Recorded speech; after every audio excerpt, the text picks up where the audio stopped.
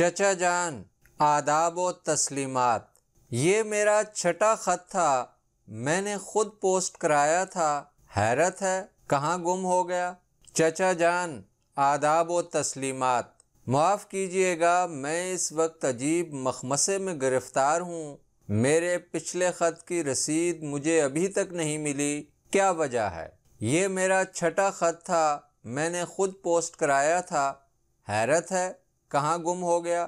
یہ درست ہے کہ ہمارے ہاں بعض اوقات اگر لاہور سے شیخو پورہ کوئی خط بھیجا جائے تو 2.5-3 سال کے عرصے میں پہنچتا ہے، اور یہ محض چھیڑ خوباں سے چلی جائے اسد کے طور پر دانستہ کیا جاتا ہے، اس لیے کہ ہم پاکستانی شاعر مزاج لوگ ہیں۔ لیکن آپ کے ساتھ ایسی دل لگی کا خیال بھی ہمارے ڈاکخانے کے محکمے کو کبھی آ نہیں سکتا، اس لیے کہ وہ سب کا سب آپ کا مفت بھیجا ہوا گندم کھا چکا ہے۔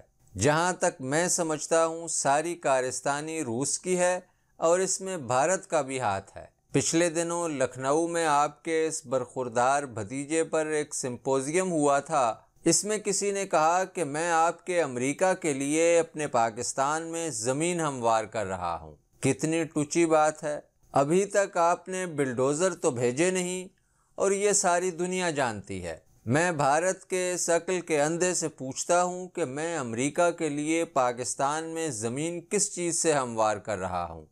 اپنے سر سے؟ میری باتیں بہت دیر کے بعد آپ کی سمجھ میں آتی ہیں، صرف اس لیے کہ آپ ہائیڈروجن بموں کے تجربات میں مصروف ہیں۔ آپ کو دین کا ہوش ہے نہ دنیا کا۔ قبلہ ان بموں کو چھوڑیے، یہ کوئی معمولی بات نہیں کہ میرا چھٹا خط کمیونسٹ بالا لے اڑیں۔ میرے بس میں ہوتا تو میں ان شرارت پسندوں کے ایسے کان اینٹھتا کہ بلبلا اٹھتے، مگر مصیبت یہ ہے کہ میں آپ کو کیا بتاؤں، یہاں کے سارے بڑے بڑے کمیونسٹ میرے دوست ہیں۔ مثال کے طور پر احمد ندیم قاسمی، سبط حسن، عبداللہ ملک، حالانکہ مجھے اس سے نفرت ہے، بڑا گھٹیا قسم کا کمیونسٹ ہے۔ فیروز الدین منصور، احمد راہی، حمید اختر، نازش کاشمیری اور پروفیسر صفدر۔ چچا جان، میں ان لوگوں کے سامنے چوں نہیں کر سکتا، اس لیے کہ میں ان سے آئے دن قرض لیتا رہتا ہوں۔ آپ سمجھ سکتے ہیں کہ مقروض قرض خواہ کے سامنے کچھ بول نہیں سکتا۔ آپ نے مجھے قرض تو کبھی نہیں دیا، البتہ شروع میں جب میں نے آپ کو پہلا خط لکھا تھا تو اس سے متاثر ہو کر آپ نے خیر سگالی کے طور پر مجھے مالی امداد بھیجی تھی، یعنی 300 روپے دیے تھے، اور میں نے آپ کے اس جذبے سے متاثر ہو کر دل میں یہ عہد کر لیا تھا کہ عمر بھر آپ کا ساتھ دوں گا، مگر آپ نے میرے اس جذبے کی داد نہ دی اور مالی امداد کا سلسلہ بند کر دیا۔ پیارے چچا جان، مجھے بتائیے کہ مجھ سے کون سا گناہ سرزد ہوا ہے کہ آپ مجھے سزا دے رہے ہیں؟ لاہور میں جو آپ کا دفتر ہے اس کے چپراسی بھی مجھ سے سیدھے منہ بات نہیں کرتے۔ 2-3 جونیئر افسر جو میرے پاکستانی بھائی ہیں، ان میں آپ نے ایسے سرخاب کے پر لگا دیے ہیں کہ وہ میرا نام سنتے ہی مجھے گالیاں دینا شروع کر دیتے ہیں۔ آخر میرا قصور؟ میں نے اگر خلوص نیتی سے تسلیم کیا کہ آپ نے میری مالی امداد کی ہے تو اس میں انہوں نے کیا قباحت دیکھی؟ بھارت کو آپ کروڑوں ڈالر دے چکے ہیں، وہ تسلیم کرتا ہے۔ میرے پاکستان کو آپ نے مفت گندم بھیجا، یہ غریب بھی تسلیم کرتا ہے۔ کراچی میں ہم لوگوں نے اونٹوں کا جلوس نکالا اور باقاعدہ اشتہار بازی کی کہ آپ نے ہم پر بہت بڑا کرم کیا ہے۔ یہ جدا بات ہے کہ آپ کا بھیجا ہوا گندم ہضم کرنے کے لیے ہمیں اپنے معدے امریکیانے پڑے۔ میری سمجھ میں نہیں آتا، آپ بھارت کو اربوں ڈالر قرض دے رہے ہیں، پاکستان کو فوجی امداد دینے کا بھی آپ نے وعدہ کیا ہے، لیکن میرا وظیفہ کیوں نہیں لگا دیتے؟ لوگ کیا کہیں گے کہ پاکستان کے اتنے بڑے افسانہ نگار کو صرف 300 روپیہ دے کر آپ نے ہاتھ روک لیا۔ یہ میری ہتک ہے اور آپ کی بھی۔ اگر آپ وظیفہ نہیں دینا چاہتے تو نہ دیں، قرض میں کیا مذائقہ ہے؟ ازراہ کرم فوراً $1,00,000 مجھے قرض دے ڈالیے تاکہ میں اطمینان کے 2 سانس لے سکوں۔ آغا خان کو تو آپ جانتے ہی ہوں گے کیونکہ وہ بھی بہت بڑا سرمایہ دار ہے، اس کی حال ہی میں پلیٹینیم جوبلی منائی گئی تھی۔ میرا جی چاہتا ہے کہ میری بھی ایک جوبلی ہو جائے۔ آپ میرے پیارے پیارے بہت ہی پیارے چچا ہیں، آپ سے چوچلے نہ بھگاروں تو کیا اپنے ملک کے وزیر اعظم محمد علی صاحب سے بھگاروں گا؟ خدا کے لیے میری ایک جوبلی کر ڈالیے تاکہ قبر میں میری روح بے چین نہ رہے۔ پاکستان، میرا پاکستان اپنے فنکاروں کی قدردانی میں غافل نہیں، لیکن مصیبت یہ ہے کہ مجھ سے جو زیادہ حقدار ہیں ان کی فہرست بہت لمبی ہے۔ پچھلے دنوں میری حکومت نے خان بہادر محمد عبد الرحمن چغتائی کے لیے 500 روپے ماہوار تاحیات کا وظیفہ مقرر کیا۔ خان بہادر صاحب اللہ کے فضل سے صاحب جائیداد ہیں، اس لیے وہ مجھ سے کہیں زیادہ مستحق تھے۔ اس کے بعد خان بہادر ابو الحسن حفیظ جالندری صاحب کے لیے بھی تاحیات اتنا ہی وظیفہ منظور کیا گیا، اس لیے کہ وہ بھی صاحب ثروت ہیں۔ میری باری خدا معلوم کب آئے گی، اس لیے کہ میں الاٹ شدہ مکان میں رہتا ہوں جس کا کرایہ بھی میں ادا نہیں کر سکتا۔ بہت سے مستحق اصحاب پڑے ہیں، مثال کے طور پر میاں بشیر احمد بی اے آکسن، مدیر ماہنامہ ہمایوں، سابق سفیر ترکی سید امتیاز علی تاج، مسٹر اکرم پی سی ایس، فضل احمد کریم فضلی وغیرہ وغیرہ۔ ان کا نمبر پہلے آتا ہے اس لیے کہ ان کو کسی وظیفے کی احتیاج نہیں، لیکن میری حکومت کا دل صاف ہے، وہ خدمات دیکھتی ہے، دولت نہیں دیکھتی۔ ویسے میں نے کون سا اتنا بڑا کام کیا ہے جو ان لوگوں کو چھوڑ کر میری حکومت اپنی توجہ میری طرف منعطف کرے؟ اور ایمان کی بات تو یہ ہے کہ میں صرف اس بل بوتے پر کہ میں آپ کا بھتیجا ہوں آپ سے درخواست کر رہا ہوں کہ میری کوئی جوبلی کر ڈالیے۔ میری زندگی کے دن بہت کم ہیں، آپ کو دکھ تو ہوگا، مگر میں کیا کہوں، اس اختصار کا باعث آپ کی ذات شریف ہے۔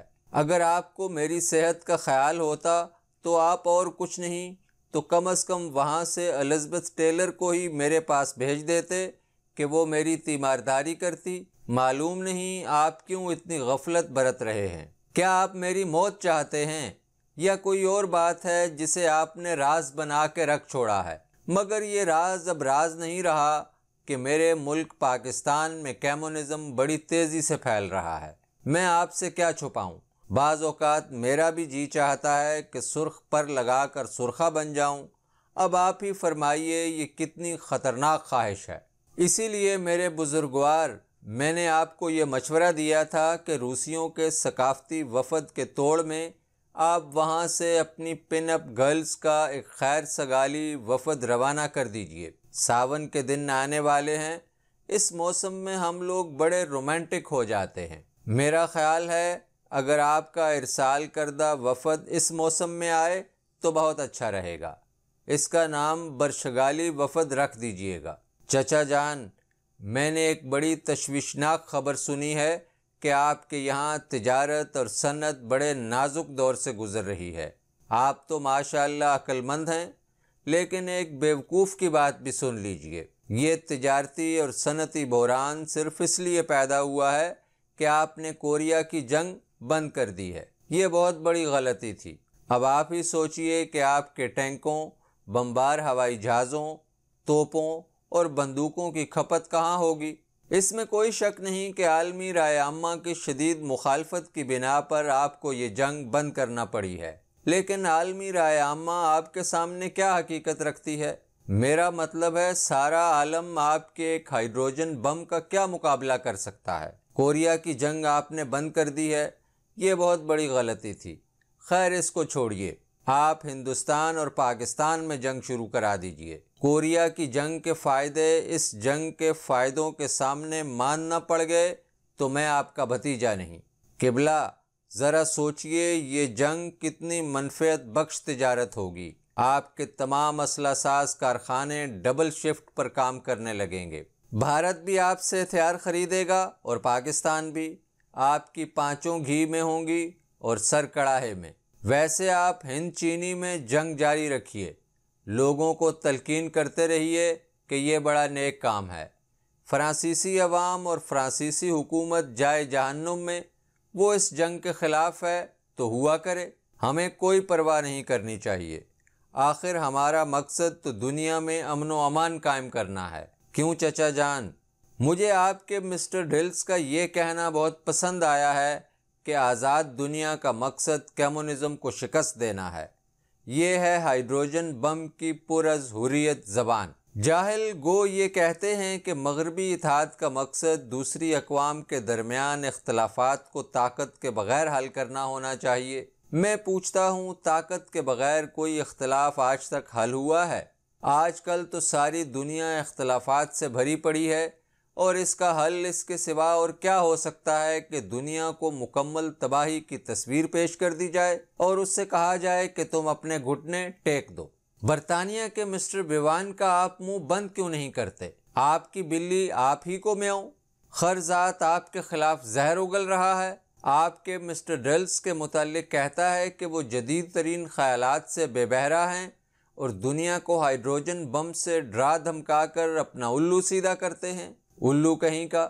چچا جان، مجھے بڑا تاؤ آتا ہے جب برطانیہ کا کوئی مسخرہ آپ کے خلاف اول جلول بکتا ہے۔ میری مانیے، جزائر برطانیہ ہی کو صفحہ ہستی سے نیست و نابود کر دیجئے۔ اولو العزم لوگوں کے لیے یہ ٹاپو ہمیشہ درد سر بنے رہے ہیں۔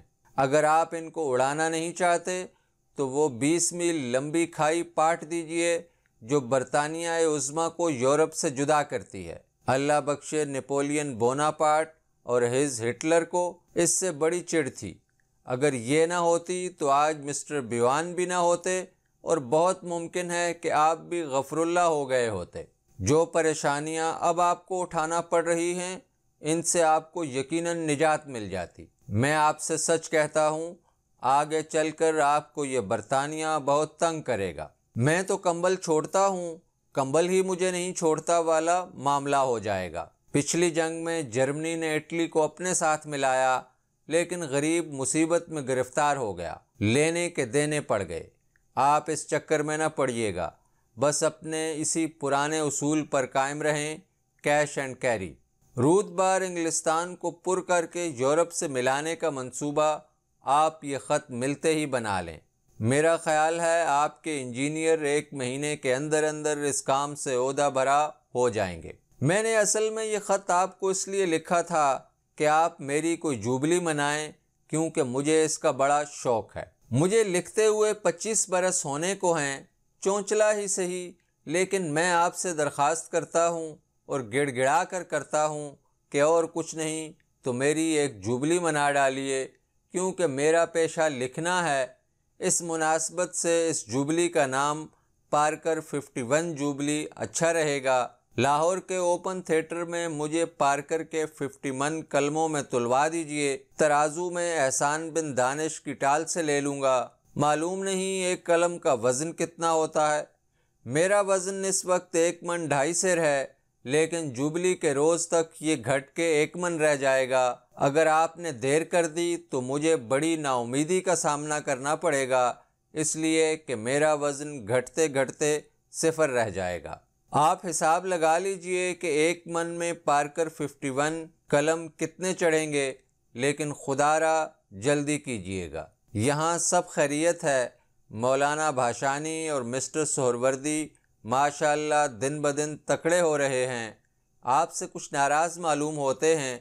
مولانا کو آپ 1 عدد خالص امریکی تسبیح اور مسٹر سہروردی کو 1 عدد خالص امریکی کیمرہ روانہ کر دیں، ان کی ناراضی دور ہو جائے گی۔ ہیرا منڈی کی طوائفیں شورش کاشمیری کے ذریعے سے مجرا عرض کرتی ہیں۔ مورخہ 14 اپریل 54۔ آپ کا تابع فرمان Saadat Hasan Manto, 31 Lakshmi mansions, hall road, Lahore.